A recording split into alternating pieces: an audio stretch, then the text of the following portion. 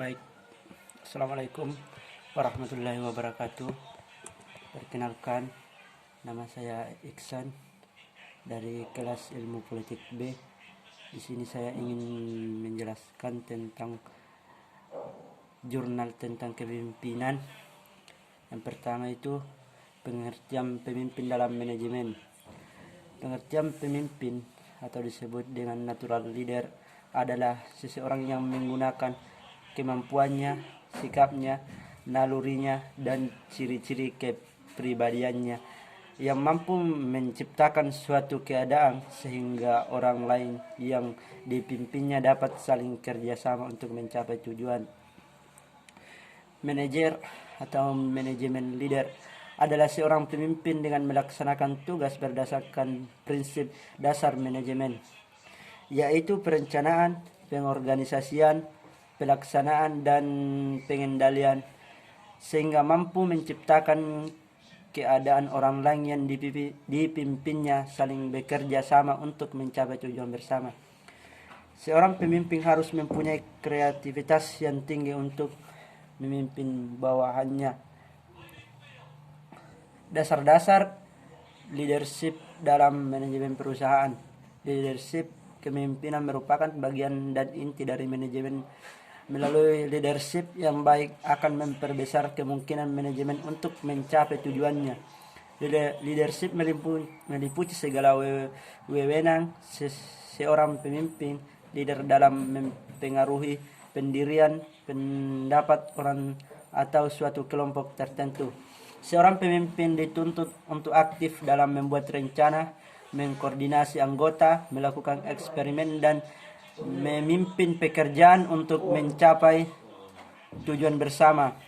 Dalam praktiknya, kepemimpinan akan tampak cenderung mempengaruhi orang-orang yang dipimpinnya agar mau berbuat seperti yang diharapkan ataupun diarahkan oleh sang pemimpin.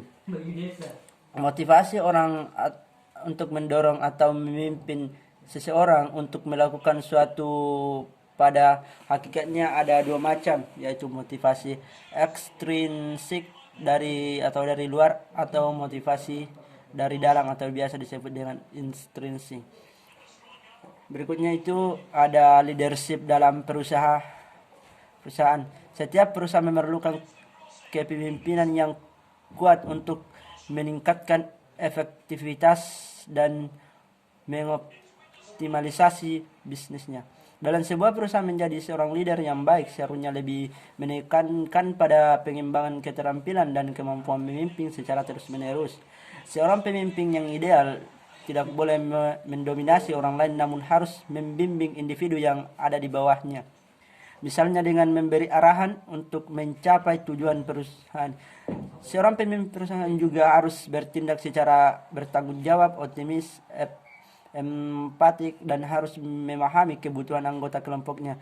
Seseorang yang akan berhasil menjadi pemimpin adalah individu yang ambisius, memiliki tingkat energi yang tinggi, berkeinginan kuat, percaya diri, cerdas, berpengetahuan mendalam, jujur, dan fleksibel. Karakter leadership. Dalam proses leadership atau pemimpin, seorang pemimpin harus mampu membimbing, memberi pengarahan, mempengaruhi perasaan, mempengaruhi perilaku, memfasilitasi, dan menggerakkan orang lain untuk bekerja menuju sasaran yang diinginkan. Semua yang dilakukan seorang leader harus bisa dimengerti oleh setiap anggota tim. Seorang pemimpin tidak hanya berorientasi pada proses saja, melainkan juga dapat menetapkan dengan jelas apa saja hasil yang harus dicapai. Jenis-jenis pendekatan leadership. Setidaknya ada 3 pendekatan leadership atau kepemimpinan yang akan menjadi ukuran dalam menentukan kelayakan individu sebagai seorang pemimpin. Yang pertama itu ada sifat, pendekatan karakter atau sifat berguna untuk memandang kepemimpinan sebagai suatu kombinasi dari sifat-sifat yang tampak dari seorang pemimpin.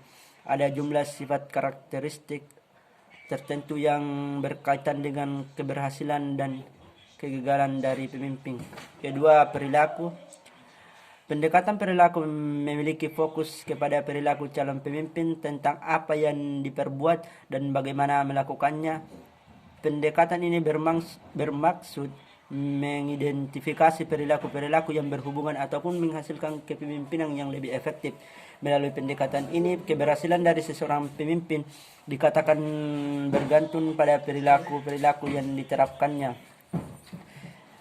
Yang ketiga, situasional, sedangkan pendekatan situasional diambil dari beberapa anggapan bahwa efektivitas dari pemimpin tidak hanya ditemukan oleh gaya pimpinan secara individu, tetapi juga ditentukan oleh situasi yang ada dari kepemimpinan tersebut. Contohnya bisa dari tugas-tugas yang dilakukan setiap harinya, keterampilan, harapan atau ekspektasi dari para bawahan lingkungannya, kerja dan sebagainya. Peran-peran penting dalam leadership. Pergerakan dari sebuah kelompok atau organisasi dan institusi tertentu sangat dipengaruhi oleh seorang pemimpin. Bahkan pemimpin juga yang menentukan kesuksesan dari sebuah tim tersebut. Bagi sebuah perusahaan, leadership menjadi salah satu faktor penentu paling besar untuk keberhasilan dalam mencapai target. Apa saja si peran penting seorang pemimpin?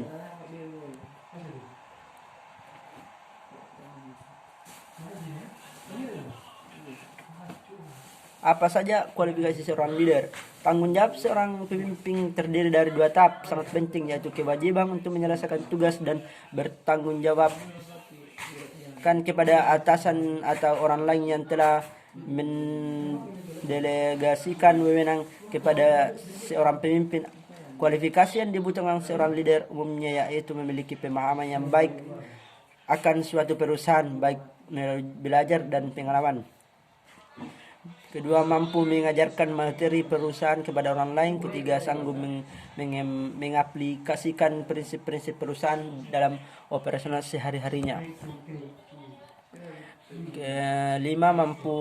Keempat, mampu monitoring dan merefleksikan hasil kerja untuk perkembangan selanjutnya.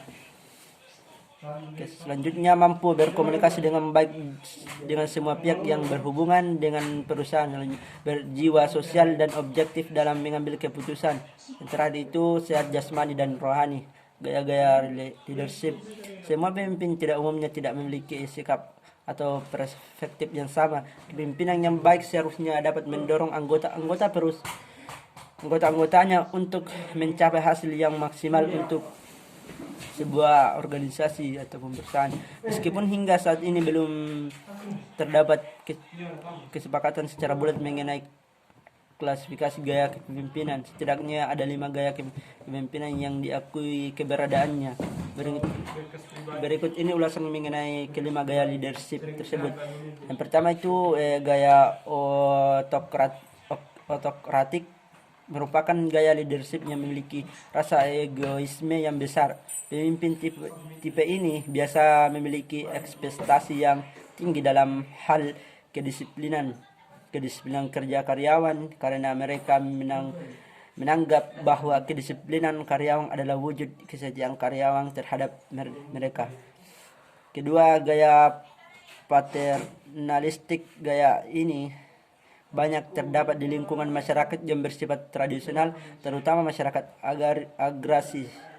agraris. Pemimpin dengan gaya paternalistik cenderung menganggap dirinya sebagai bapak yang bersifat melindungi dan memperhatikan kepentingan karyawan. Ketiga, gaya karismatik. Karakteristik yang khas dari gaya ini adalah yang memikat sehingga mampu memperoleh pengikut yang banyak. Pemimpin yang karismatik biasanya adalah seorang pribadi yang memiliki resum atau pengalaman hidup yang dinilai impresif sehingga mudah dikagumi oleh bawahannya. Yang keempat, gaya laissez-faire. Gaya kepemimpinan ini cukup simpel karena pemimpin ini cenderung menganggap bahwa pekerjaan akan berjalan lancar dengan sendirinya.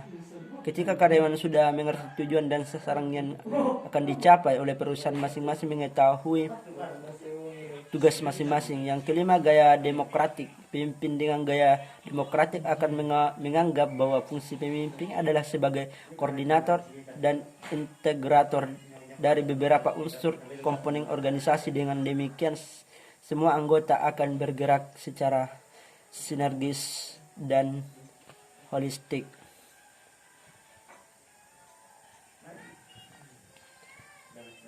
Cara menjadi leader yang sukses. Banyak orang yang ingin menjadi seorang pemimpin di sebuah organisasi atau perusahaan, apalagi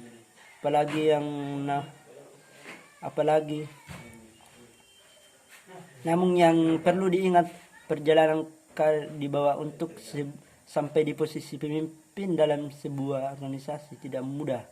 Butuh kerja keras agar semua bisa terwujud. Berikut ini beberapa cara yang bisa dilakukan agar menjadi seorang leader yang sukses.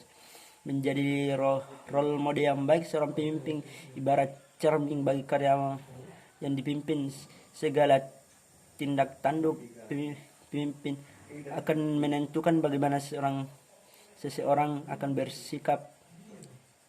Oleh sebab itu, sebagai pemimpin harus mampu memberikan contoh yang baik kepada bawahannya. 2. Mengajak bukan memerintah. Kesalahan fatal bagi seorang pemimpin adalah memberikan perintah kepada bawahannya. Pemimpin tidak boleh hanya sekedar memberikan perintah kepada bawahannya, tetapi lebih dari itu, seorang pemimpin harus memiliki kerendahan hati, keterbukaan hati, keinginan berdiskusi, serta terbuka dalam menerima kritik saran dari bawahannya. Ketiga, mengendalikan emosi. Ketika emosi stabil, maka energi yang dikeluarkan tidak akan signifikan. Begitu pula sebaliknya, emosi yang tinggi akan membutuhkan banyak energi. Pemimpin hendaknya pandai dalam mengontrol emosi sehingga tidak menghasilkan ketidaknyamanan atau konflik yang merugikan seseorang. Demikianlah yang itu saja yang bisa saya sampaikan atau paparkan. Lebih dari kurangnya mohon maaf. Assalamualaikum warahmatullahi wabarakatuh.